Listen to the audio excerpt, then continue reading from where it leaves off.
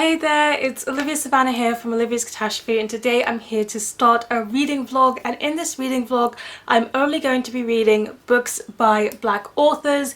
This is my way of joining in with the Blackathon readathon that is put together by Jessie from Boathausen Books, but also has a number of co-hosts, and it's also just me celebrating Black authors during the American Black History Month. In the UK it's a different month, but I still just wanted to join in with the fun that's all over booktube and read some books by Black authors because we can do that all year round.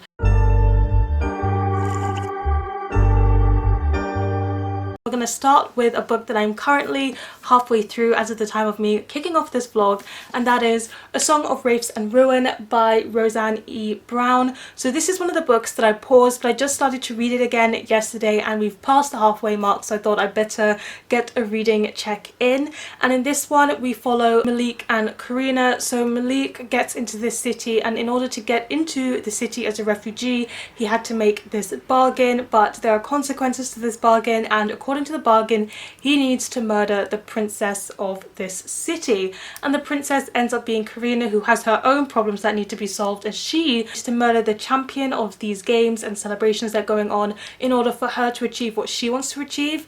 And I think it's going to be with both of them ending up trying to murder each other, and I believe it's an enemies to lovers, so I think that's where this is going to go. I'm not entirely sure on that fact, but halfway through, and I want to talk a little bit about the reason why I paused reading this one, and it's not because it was a bad book, it's just because I was not in the mood for this kind of book, and it was reading a bit like every other fantasy but just mediocre. And there are two sides to this. The first one is that I am a bit picky with my own fantasy reading. I'm a very thematically and character driven reader, and the themes in this one aren't quite capturing me as much as I would like, but also the characters aren't really ones that are blowing my mind. They're not bad characters by any means, but I'm not falling in love with either of them, and therefore I'm not that invested in the story just because it's not striking the two things that I love: characters and themes.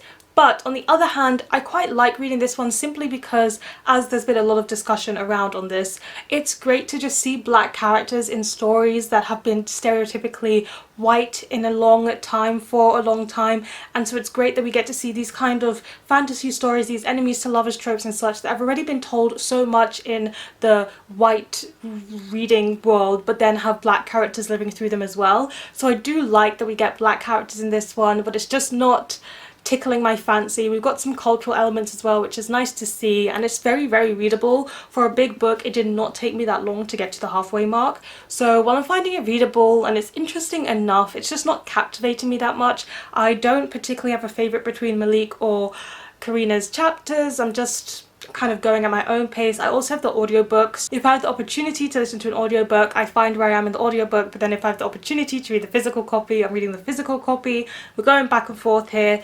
But I like that the audiobook has two narrators. We've got one who does the female voice and one who does the male voice, so it's nice that you just have them played by people who sound like the characters, if that makes any sense.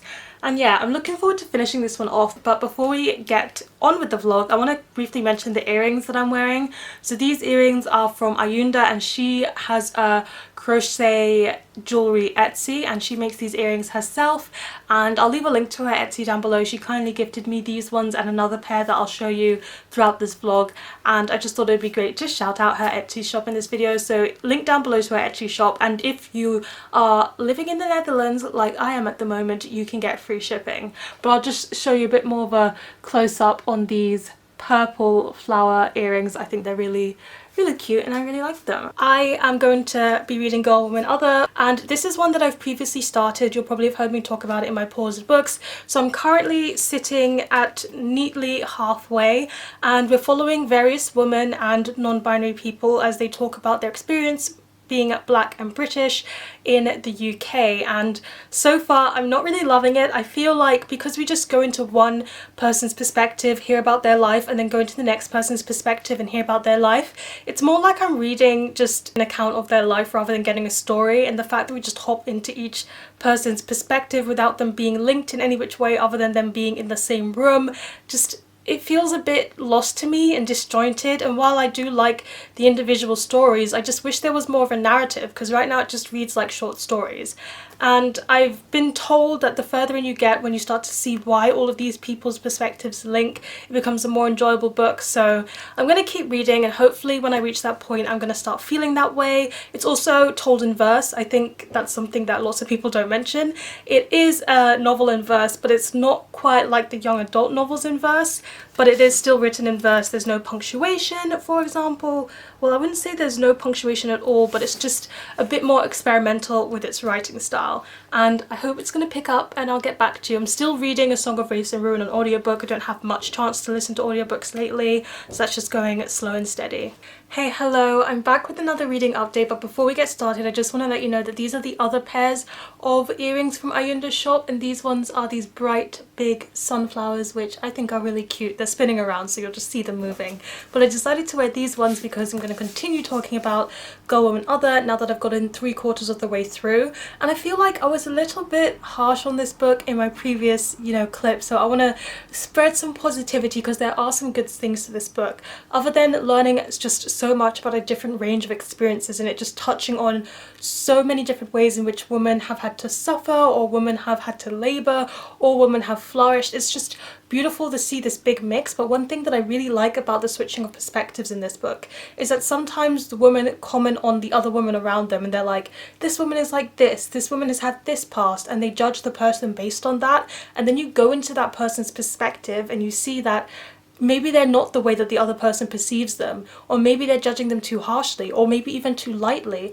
and you see that it's impossible to truly know other people unless you've been in their shoes and experienced their experiences. And I think that book is really driving that home, from the different ways that daughters perceive their mothers or friends perceive their friends, and it's just so interesting to see that unfold. And also, when I am reading this one, I am interested. It's not like I'm not interested.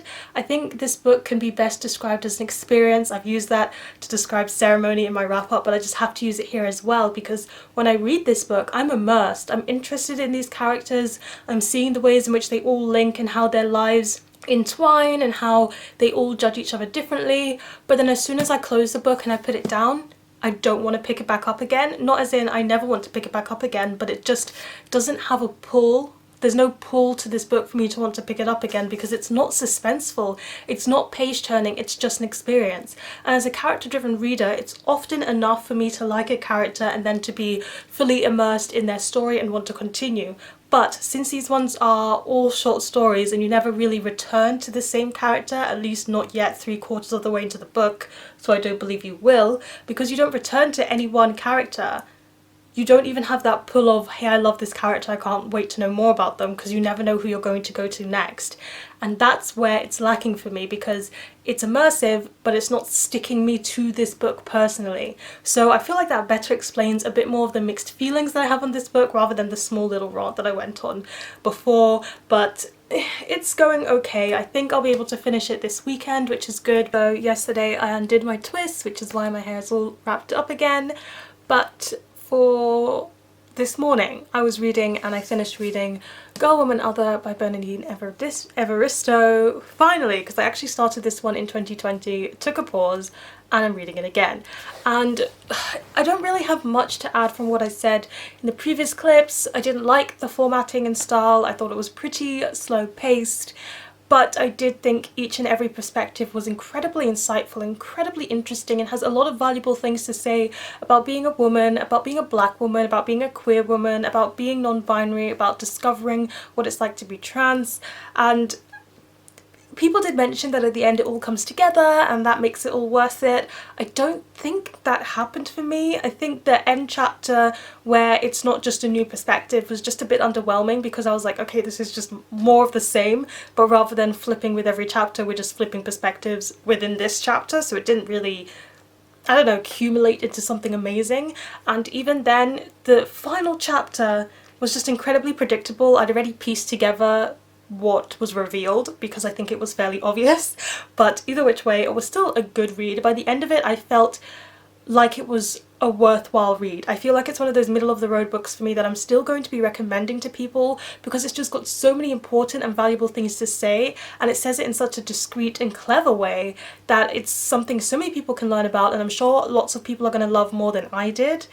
But I still don't think it's the best in terms of a reading experience. So yesterday I finished reading A Song of Wraiths and Ruin, and I have to say I really enjoyed the ending. The ending really did that. It really went there, and it just did lots of things that I didn't quite expect. So I'm actually really glad that I finished this paused book. This was a positive way to finish a book that I hesitated on, and I'm glad that I gave it a second chance and continued reading. I do think switching to the audiobook was the best decision I could have made for myself.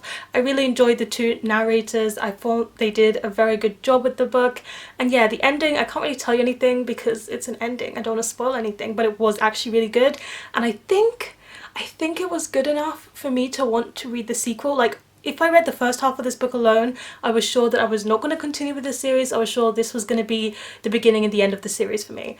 But I will read the second book, especially if I can borrow it from a library at some point. Maybe I should just continue via audiobook, seeing as that's what I liked. But actually, I'm going to be wrapping up this vlog here. I know I only read 2 books for this themed vlog, but I did put on Twitter like I've only read 2 books for this. Do you guys want the vlog or not? And you said yes, which is great because I have no other video to put out today. But yeah, I've read these 2 books by black authors. I did read a third one this month at the beginning of the month, which was Pet by Koiki Amezi, so wait for my wrap up because I'll be talking about that one there too. Just was reading slower. I was reading fanfic, so that kind of took away from this little reading vlog, but I still hope you enjoyed it nonetheless. Please let me know in this description box down below if you were reading some black authors this month. What was your favorite read by a black author? Or if you didn't read any this month, what is one that you are planning to read? Please give this video a thumbs up if you enjoyed it. Hit that subscribe button if you want to see more, and don't you forget to hit that notification bell to be updated every time I have a new video. And you know what they say, onwards and upwards. Excelsior!